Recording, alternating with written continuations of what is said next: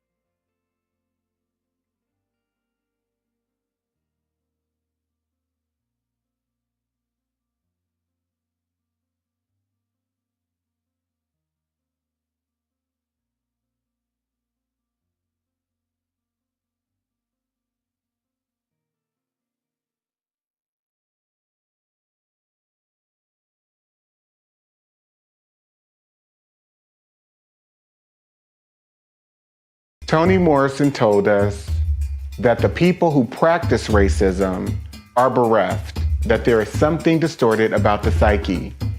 It's a huge waste, and it's a corruption and a distortion. It's like a profound neuroses that nobody has examined for what it is.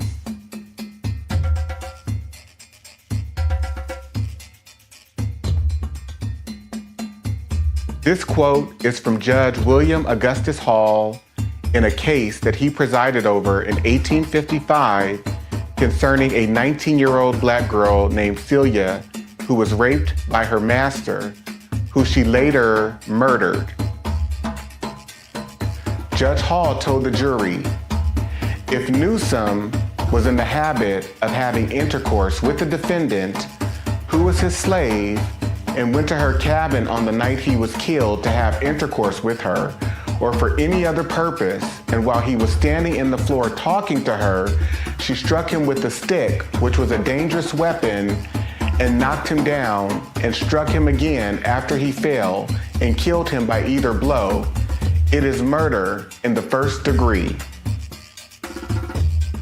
The Florida State Supreme Court in 1918 determined what has been said by some of our courts about an unchaste female being a comparatively rare exception is no doubt true where the population is composed largely of the Caucasian race. But we would blind ourselves to actual conditions if we adopted this rule where another race that is largely immoral constitutes an appreciable part of the population. Acclaimed author Dante King invites you to purchase his book, Diagnosing Whiteness and Anti-Blackness, by going to his website, www.danteking.com, or Amazon, Barnes & Noble, and any other major book retailer.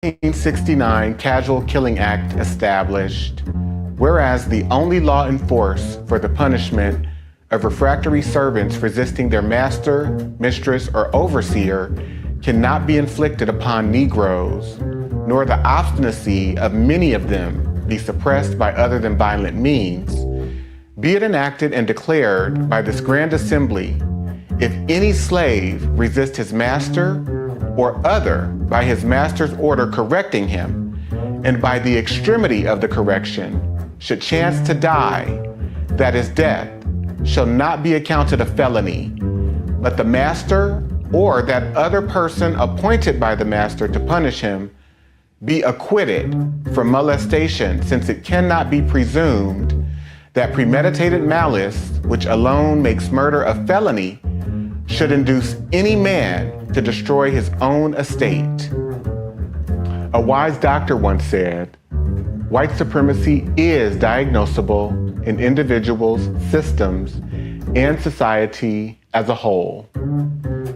Any idea of someone who is fundamentally superior based on race, appearance, wealth, anything is delusional thinking.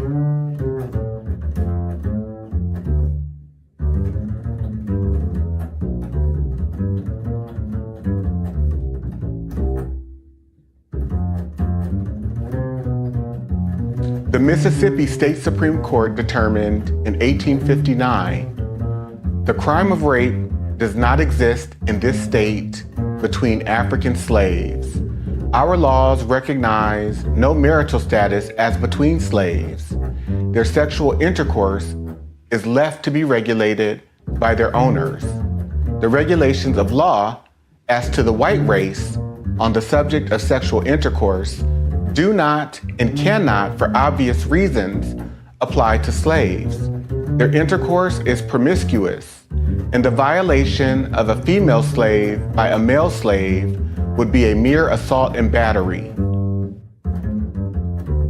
Acclaimed author Dante King invites you to purchase his book, Diagnosing Whiteness and Anti-Blackness, by going to his website, www.danteking.com, or Amazon, Barnes & Noble, and any other major book retailer.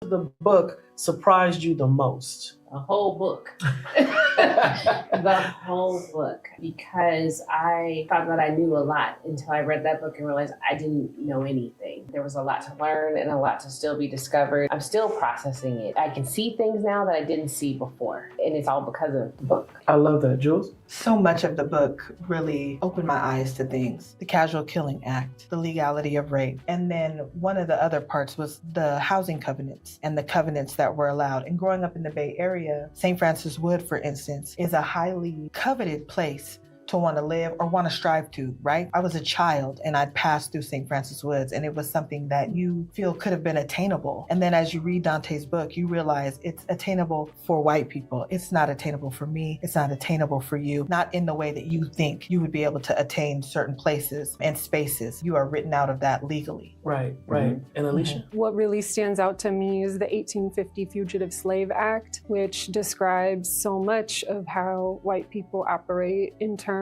of that act deputizing all white Americans to serve as white racial police against African Americans, whether they're freed or enslaved, and getting incentivized by bounties, by slave auctions to surveil and police and criminalize Black people, and how that persists today, the obsession with it. The author of the book, some time to speak directly to the audience. Tell them what you know they need to hear and the takeaway from these 10 episodes that wonderfully, thoughtfully, and lovingly unpack the chapters of your work. The last thing that I would like to leave all of you with is a call to action. Read the book, study the book with your friends and family. Take it one chapter at a time and highlight, read, reread the information contained in each of the chapters, as well as the reflection questions that are at the end of each chapter, because we have to understand we've normalized violence against African American people. We have lost all regard of our humanity towards African American people. This is a call to action to regain a sense of your own humanity in regards to how you come to knowing, understanding, making meaning about who you are in relationship to Black people, and how have you been tainted and corrupted by white rulership and white racial control. This is a lifetime journey for me. I know that I will be in recovery from white supremacy and anti-Blackness throughout my entire life. And so I'm calling us to be greater people, greater advocates for each other, greater in our understanding. So thank you so much for being a part of this experience. I hope it serves you well. I hope it serves your family well. I hope you can go out and be recommitted to supporting, uplifting, believing Black people. Thank you.